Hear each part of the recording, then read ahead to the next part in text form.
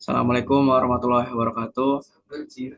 Perkenalkan, nama saya Raihan Ali dengan NIM 2305065. Di sini akan mempresentasikan tugas remedial teknik pemboran satu yang di yang dengan dosen pengampu bernama Pak Winarto.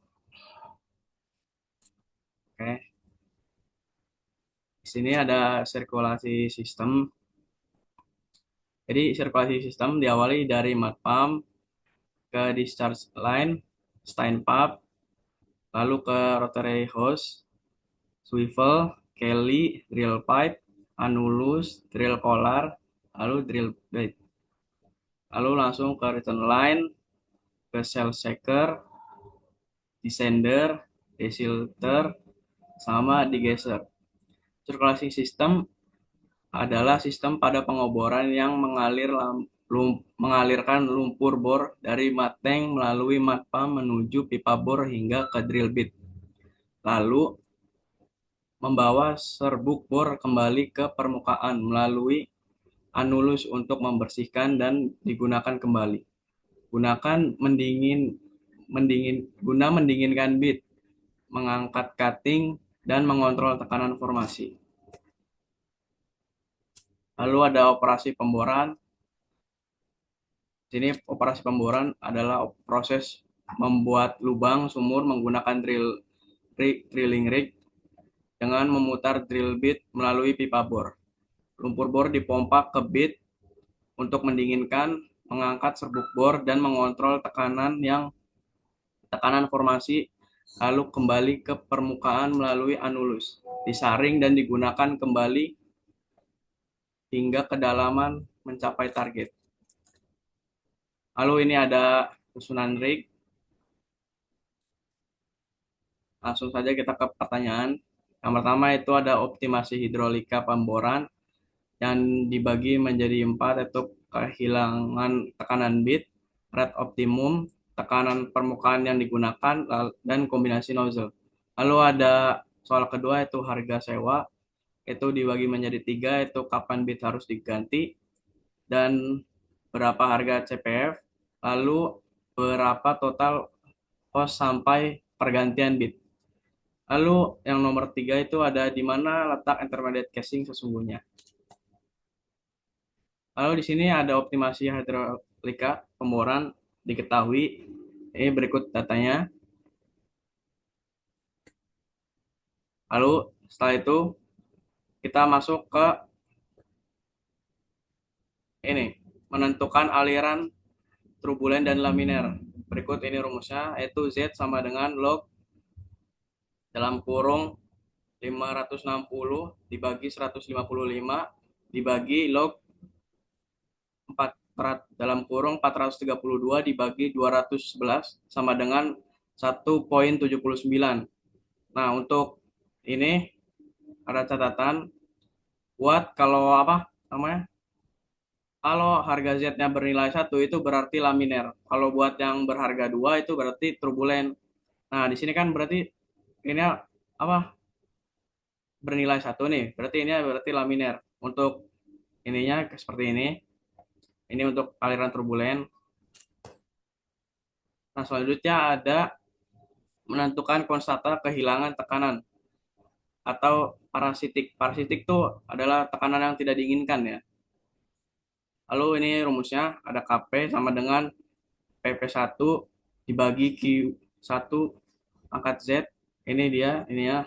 Masukkan aja angka-angkanya yang tadi. Itu 560 dibagi 432 pangkat 1,79 sama dengan 0,0107. Lalu ini kita menggunakan flowchart dari BHP. Langsung saja kita ke poin A, itu menentukan kehilangan tekanan bit.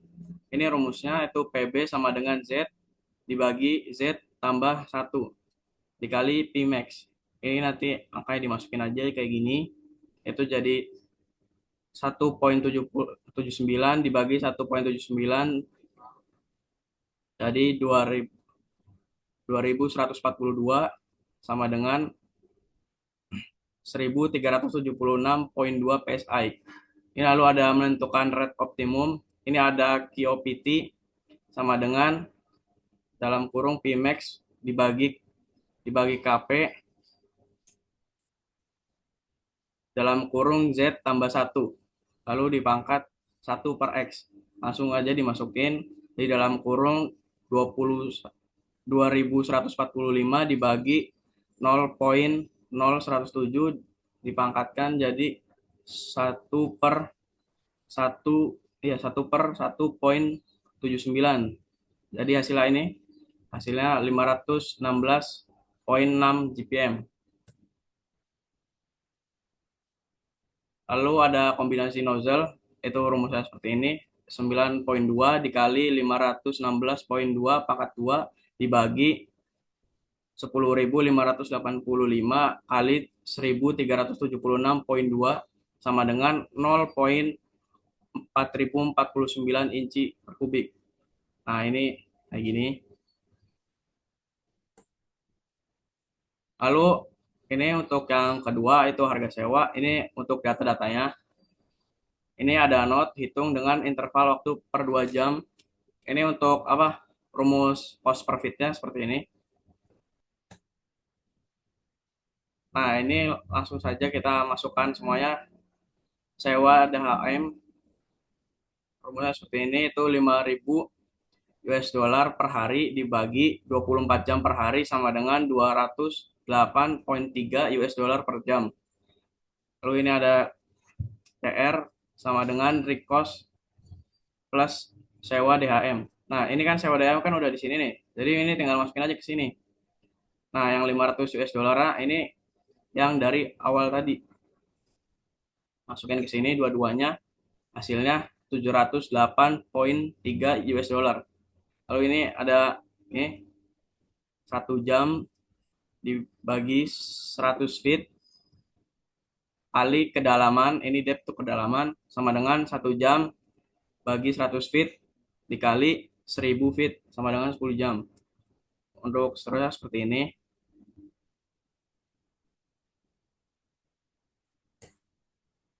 Lalu untuk kesimpulan dari harga sewa ini yaitu bit harus diganti pada waktunya itu 16 jam.